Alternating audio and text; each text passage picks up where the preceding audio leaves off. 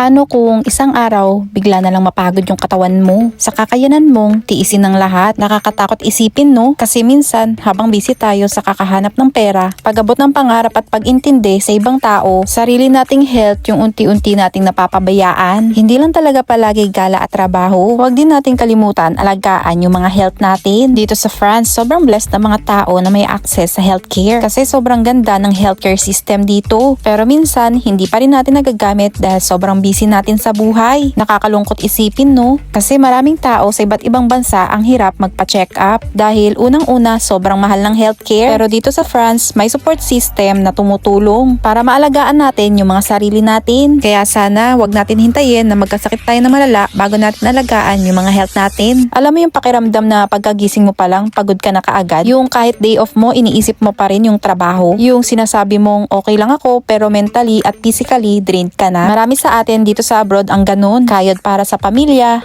kayod para sa future, at kayod para sa pangarap. Pero habang busy tayo sa pag-build na magandang buhay, minsan nakakalimutan nating kamustahin yung sarili nating katawan. Ilang beses mo nang sinabi na mamaya na ako magpapa-check up. Ilang beses mong tiniis yung pagod, stress o sakit kasi feeling mo kaya pa naman. Pero tandaan natin, hindi habang buhay kayang tiisin ng katawan natin lahat ng puyat, stress, pagod at pressure. Kaya napaka-importante ng healthcare lalo na nandito kami sa France. By the way, dahil may free time kami, nagpa-check up kami nung mga araw na to. Dito sa France, maganda ang healthcare nila. Dito may tinatawag sila na Universal Healthcare o Protection Universal Malady o PUMA in short, kung saan maraming healthcare costs ang natutulungan. Alam nyo ba, bawat naninirahan dito may karapatan maalagaan at magpagamot. Dito sa France, may mga paraan para makatanggap ng medical health at support. Kailangan mo lang talagang alamin at tiyagain yung mga kailangan para ma-benefit yun. Kasi aminin natin, maraming immigrants dito sa France ang sobrang sisipag. Kayod ng kayod, overtime, pagod, stress, homesick, pero kahit may sakit na, tuloy pa rin sa trabaho dahil iniisip ang pamilya at normal naman yun. Pero tandaan mo, hindi machine ang katawan natin. Dito sa France, may tinatawag na Aide Medicale de l'État o AMI at may tinatawag din na Carte Vitale. Napakaraming ways para makapagpa-check up at makapagpatingin ng health. At bukod doon, makatanggap ng medical care na kailangan ng katawan mo. At kahit wala ka pang AMI, may mga hospital at organizations dito sa France na tumutulong pa rin sa emergency care at basic medical assistance. O diba, maganda pa rin, hindi ka talaga papabayaan dito. Ang kagandahan dito, kahit wala ka pang ilabas na pera, aalagaan ka muna nila. Hindi katulad sa bansa natin na kailangan muna ng pera bago ka nila alagaan at asikasuhin. Sobrang laki talaga ng difference ng ibang bansa sa bansa natin, lalo na sa way kung paano nila hinahandle yung tax ng taong bayan. Minsan hindi mo talaga mapipigilan na hindi ma-compare kasi nakikita mo yung ganda ng ibang bansa kaysa sa bansa natin. Kung nagagamit lang sana ng tama yung mga tax natin, kahit papaano hindi sana nagkakanda gulo-gulo doon. Kaya sa mga nandito sa France, i-benefit nyo. Huwag nyo hayaan na lumala yung sakit bago nyo alagaan yung mga katawan nyo. Kasi anong silbi ng lahat ng sakripisyo kung katawan mo naman ang bumibigay? Minsan, simpleng pahinga lang ang kailangan natin. Mas maayos na tulog, konting pahinga sa stress, mas healthy na pagkain, at lakas ng loob para unahin din natin yung sarili natin. At tandaan mo, anumang status natin, deserve natin ang alaga at healthcare. Kaya kung matagal mo nang binabaliwala yung nararamdaman mo, eto na yung sign para kamustahin yung sarili mo. Dahil sa totoo lang, hindi achievement ang laging pagod at pagtitiis. Magpahinga ka, magtanong ka, at magpa-check up ka kung kailangan. Kasi ang tunay na flex ay yung healthy ka, buhay ka, kasama yung mga taong mahal mo, at kaya mo pang ipagpatuloy yung mga pangarap mo, at may karapatan ding maalagaan. Kasi tao ka rin, napapagod, nasasaktan. Ikaw, kailan ka huling nagpahinga at nagpa-check up? Kasi health